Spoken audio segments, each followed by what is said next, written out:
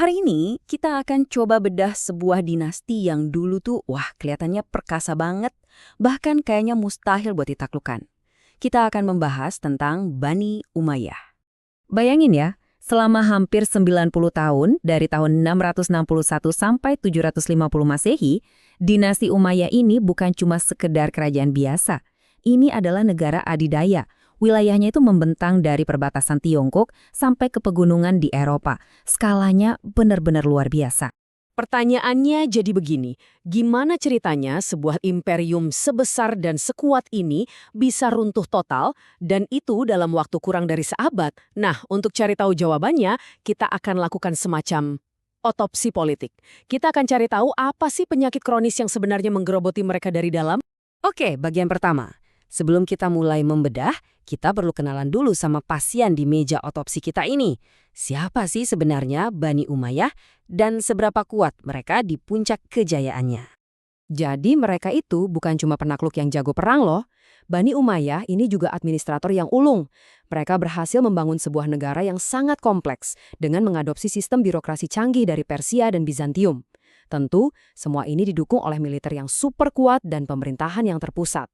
Tapi, ya seperti yang sering terjadi dalam sejarah kan, di balik semua kemegahan ini, di balik penampilan luar yang kelihatan kokoh, ternyata ada berbagai penyakit kritis yang diam-diam berkembang dan pada akhirnya terbukti fatal. Nah, diagnosis kita dimulai dari sini. Kita akan periksa kegagalan-kegagalan internal mereka, apa ada sih retakan-retakan di fondasi kekuasaan mereka, yang pelan-pelan tapi pasti melemahkan imperium ini dari dalam. Oke, ini dia akar masalahnya. Di slide ini kita bisa lihat ada pergeseran yang sangat fundamental. Dari yang tadinya sistem musyawarah, di mana pemimpin dipilih bareng-bareng, jadi sistem monarki herediter atau turun-temurun. Ini bukan sekedar perubahan politik biasa loh.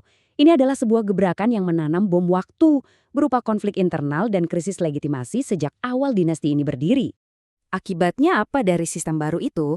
Ya bisa dibilang jadi resep bencana. Perebutan tahta antar saudara jadi hal yang biasa. Para penguasanya, seperti yang digambarkan di sini, jadi sering tenggelam dalam kemewahan, sibuk dengan intrik istana, dan akhirnya mereka terputus dari tanggung jawab utama mereka untuk memerintah secara adil dan kompeten. Masalahnya nggak cuma di pucuk pimpinan. Di level masyarakat, ada perpecahan sosial yang dalam banget.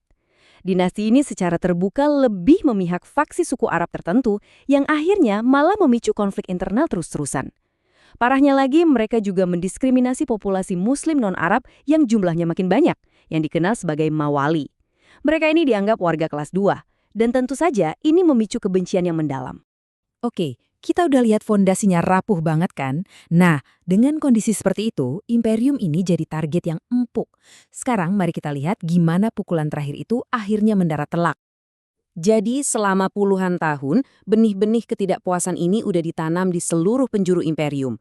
Berbagai kelompok yang merasa terpinggirkan, ada Syiah, Khawarij, dan terutama kaum Mawali, akhirnya membentuk semacam koalisi tak resmi. Mereka semua cuma nunggu pemicu yang tepat untuk bangkit bersama-sama. Timeline ini menunjukkan puncaknya. Jadi keruntuhan ini bukan satu peristiwa tunggal yang terjadi tiba-tiba. Ini adalah sebuah proses. Dimulai dari oposisi yang akhirnya bersatu, lalu muncul gerakan revolusi Abbasiyah yang sangat terorganisir, sampai akhirnya kekalahan telak di pertempuran Zab. Ini adalah akhir yang sepertinya tak terhindarkan dari pembusukan internal yang udah terjadi begitu lama. Selesai sudah otopsinya. Tapi bagian terpentingnya justru laporannya kan?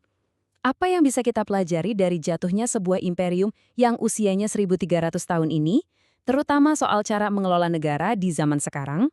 Nah, tabel ini merangkum semuanya dengan sangat jelas. Coba perhatikan, setiap kegagalan fatal Bani Umayyah, mulai dari runtuhnya meritokrasi karena sistem warisan, diskriminasi sosial terhadap Mawali, sampai krisis legitimasi, semua itu secara langsung jadi cerminan pilar-pilar tata kelola pemerintahan yang baik yang kita perjuangkan hari ini. Jadi, inilah pelajaran utamanya. Kekuatan sejati sebuah negara itu ternyata bukan cuma terletak pada seberapa hebat tentaranya, tapi justru pada kekuatan institusinya, pada keadilannya, dan pada hubungannya dengan rakyatnya sendiri. Dan ini adalah pertanyaan yang sangat kuat untuk kita renungkan bersama. Karena sejarah, seperti yang ditunjukkan oleh otopsi politik ini, seringkali menawarkan cetak biru yang ternyata masih sangat relevan untuk masa kini, dan juga untuk masa depan.